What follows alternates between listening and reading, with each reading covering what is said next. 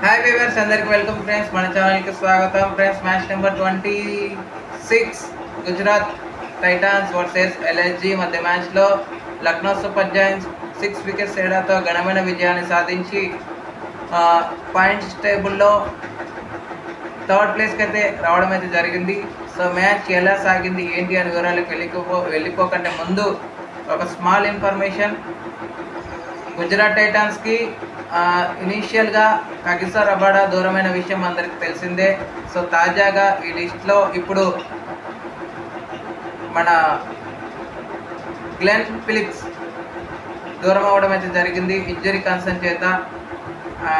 హైదరాబాద్తో జరిగినప్పుడు తనకి ఇంజరీ అవ్వడం వల్ల, అంటే సబ్స్టిట్యూట్గా ఫీల్ చేసినప్పుడు తనకి ఇంజరీ అవ్వడం వల్ల ఎంటైర్ సీజన్ మొత్తానికి దూరం అయ్యే అవకాశం అయితే ఉండింది.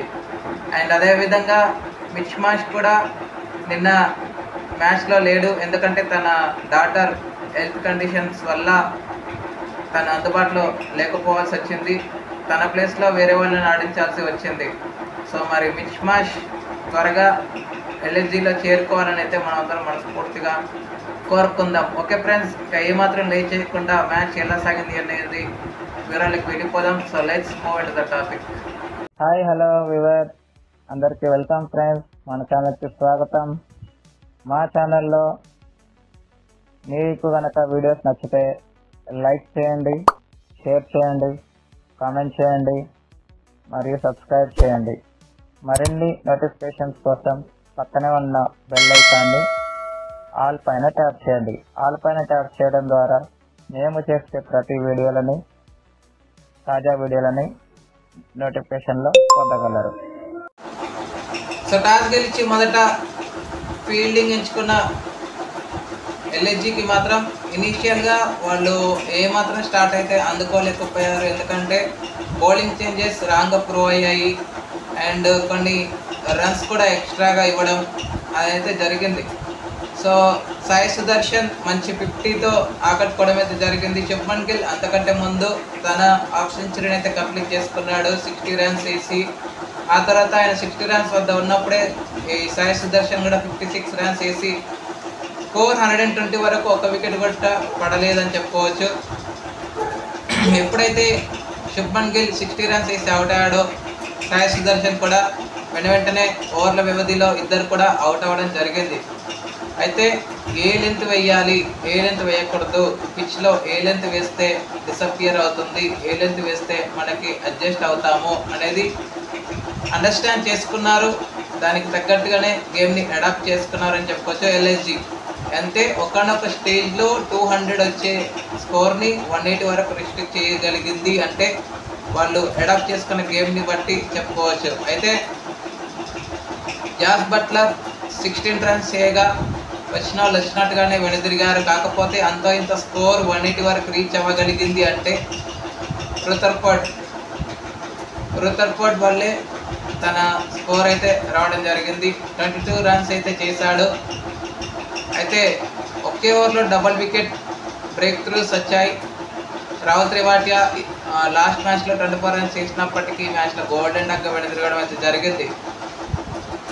రవి బిష్నాయ్ ఒకే ఓవర్లో డబుల్ వికెట్ అందించడం తర్వాత లాస్ట్ ఓవర్ షార్దుల్ ఠాకూర్ వచ్చాడు. షార్దుల్ ఠాకూర్ కూడా హ్యాట్రిక్ మిస్ అయ్యాడని చెప్పుకోవచ్చు. ఆ లాస్ట్ ఓవర్లో కూడా 2 వికెట్స్ అయితే రావడం జరిగింది. సో 9 ఎక్స్ట్రాస్ అయితే ఇచ్చారు. రవి బిష్నాయ్కి 2 వికెట్లు, షార్దుల్ ఠాకూర్కి 2 వికెట్లు రావడం అయితే జరిగింది. అనంతరం లక్ష్య ఛేదనను ఆరంభించిన ఎల్ఎస్జీకి మాత్రం సూపర్ స్టార్ట్ అయితే రావడం జరిగింది. ఎందుకంటే రిషబ్ పంత్ ఈసారి ఓపెనర్గా బరిలోకి దిగాడు. రిషబ్ పంత్తో కలిసి అడన్ మార్క్రమ్ ఓపెనింగ్ స్టార్ట్ అయితే చేశారు. రిషబ్ పంత్ స్ట్రగుల్స్ ఫేస్ చేసినప్పటికీ మంచిగా అడన్ మార్క్రమ్ రన్స్లో తెచ్చాడని చెప్పుకోవచ్చు. అయితే ఒకవైపు రిషబ్ పంత్ స్ట్రగుల్ అవుతున్నా కానీ రన్ రేట్ మొమెంటం ఎక్కడ పోగొట్టకుండా మంచిగా రాణిస్తూ వచ్చాడని చెప్పుకోవచ్చు. 65 రన్స్ పార్ట్నర్షిప్ వచ్చింది. ఇంపాక్ట్ ప్లేయర్గా ప్రసిద్ధ్ కృష్ణ రావడం, ఇంపాక్ట్ ప్లేయర్గా ప్రసిద్ధ్ కృష్ణ వచ్చిన తర్వాత 21 రన్స్ చేసి 4 ఫోర్స్ అయితే చేశాడు. రిషబ్ పంత్ 21 రన్స్ చేసి మరొకసారి పూర్ ఫామ్ కంటిన్యూ చేశాడని చెప్పవచ్చు.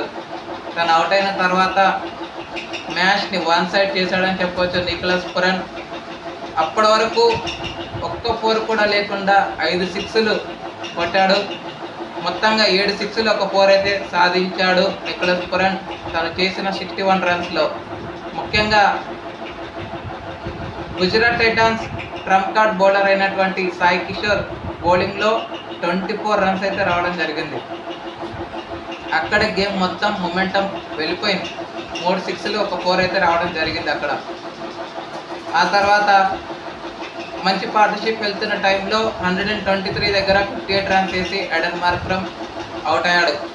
ఎడెన్ మార్క్రమ్ అవుట్ అయిన తర్వాత మరొక పార్ట్నర్షిప్ బిల్డ్ చేసే క్రమంలో ఆయుష్ బడోనీని ఇంపాక్ట్ ప్లేయర్గా దించారు. చాలా వరకు ఇంపాక్టే చేశాడని చెప్పుకోవచ్చు. సో 61 రన్స్ దగ్గర రషీద్ ఖాన్ బౌలింగ్లో అవుట్ అవ్వడం జరిగింది. నికోలస్ పురన్ మరో వికెట్ పడకుండా జాగ్రత్త పడి పనిని పూర్తి చేశారని చెప్పుకోవచ్చు మార్కయాన్తో కలిసి.